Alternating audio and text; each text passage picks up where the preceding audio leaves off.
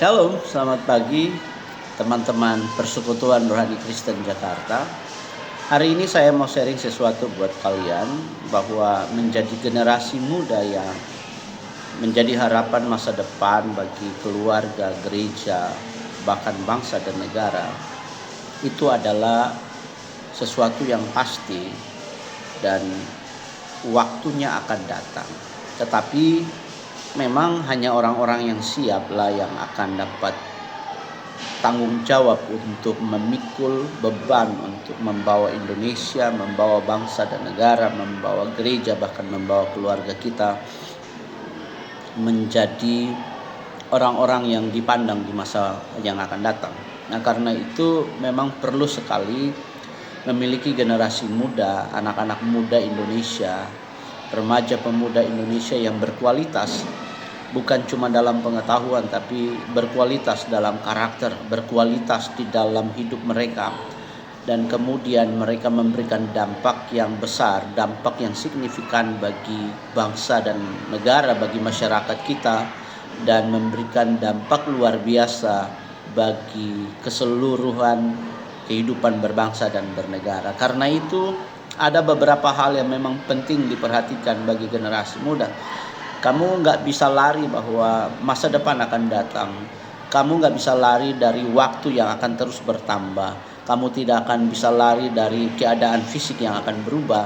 Tetapi yang kamu bisa lakukan adalah mempersiapkan diri ketika waktu di mana tanggung jawabmu, waktu di mana semua hal yang baik itu akan datang. Kamu sudah menjadi orang-orang yang siap dan kamu mengambil beban itu dan menjadi dampak besar bagi generasimu dan generasi yang akan datang. Nah, setidaknya Alkitab memberikan beberapa contoh anak muda luar biasa yang telah mengambil tanggung jawab itu dan melihat rencana Tuhan yang ajaib dalam hidup mereka. Mereka telah melihat betapa Tuhan itu memilih, memanggil mereka untuk mengambil tanggung jawab untuk bekerja, untuk melayani dan memberikan effort yang luar biasa agar generasi mereka, bahkan generasi yang akan datang, melihat harapan yang disiapkan oleh Tuhan. Ada anak-anak muda seperti Daniel, Sadrak, Mesak, dan Abednego. Ada juga anak muda yang bernama Yusuf. Ada juga anak muda yang namanya Timotius dan sebagainya. Mereka telah melihat Tuhan di masa muda mereka dan mereka telah mempersembahkan hidup mereka buat mereka dekat dengan Tuhan dan maksimal di dalam hidup. Itu adalah suatu keniscayaan. Mereka tidak pernah buang-buang waktu. Mereka mengambil waktu itu dan mereka melakukan sesuatu dan mereka menciptakan history. Mereka menjadi history maker. Mereka menjadi orang-orang yang menentukan arah masa depan, dan bahkan oleh hidup mereka sesuatu yang besar terjadi. Nah, saya setelah lihat dan pelajari bahwa ada beberapa rahasia besar di dalamnya. Yang pertama, kamu harus punya hubungan yang baik dengan Tuhan.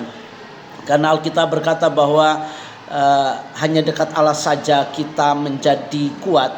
Hanya dekat Allah saja kita itu bisa. Tuhan adalah kekuatanku, Tuhan adalah gembalaku dan sebagainya. Bahkan Raja Daud dalam segala kekuatan dan kemegahannya, dia berkata bahwa tanpa Tuhan dia tidak bisa berbuat apa-apa. Karena itu yang pertama kita harus punya pengenalan, kedekatan kita sama Tuhan itu harus kita bangun dan terus bangun menjadi fondasi yang kuat, yang menjadi kekuatan kita, menjadi jangkar buat kita untuk menggenapi rencana Tuhan dalam hidup kita. Karena memang tiap orang dipanggil untuk sebuah rencana yang ajaib, tiap orang dipanggil untuk rencana yang hebat, dan itu ada di dalam dirimu. Yang kedua, setiap orang harus mau terus untuk belajar, mau untuk terus memperlengkapi diri, karena tanpa hikmat dan pengetahuan itu juga semua sia-sia. Kerajinan itu akan jadi sia-sia. Maka pengetahuan adalah dasar yang cukup kuat dan sangat kuat untuk membuat kita jadi orang-orang yang memberikan dampak besar bagi orang-orang di luar sana. Banyak orang di luar sana tanpa harapan dan mereka butuh uluran tangan kita.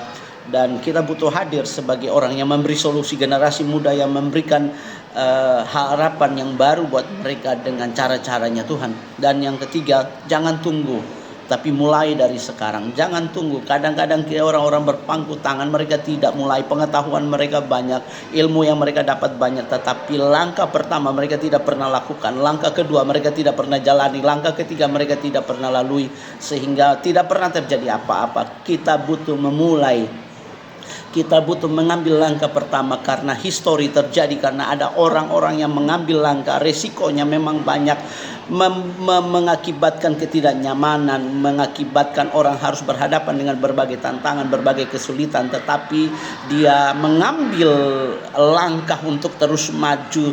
Dia tidak pernah mundur, dia mulai, dia jatuh, dia bangun lagi, dia mulai, dia jatuh, dia bangun lagi, sebab dia yakin dia bisa, karena dia punya Tuhan yang ajaib, dia punya Tuhan yang hebat, punya Allah yang menyertai dia.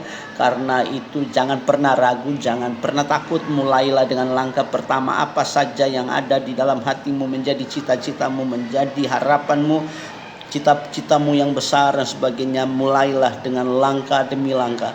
Dan percayalah, ketika kamu serius, ketika kamu konsisten, ketika kamu sungguh-sungguh, maka pintu demi pintu, kesempatan demi kesempatan akan terbuka, dan kamu akan melihat suatu saat bahwa betapa langkah yang kamu ambil tidak pernah sia-sia. Hari ini sharingnya buat kita demikian. Tuhan memberkati.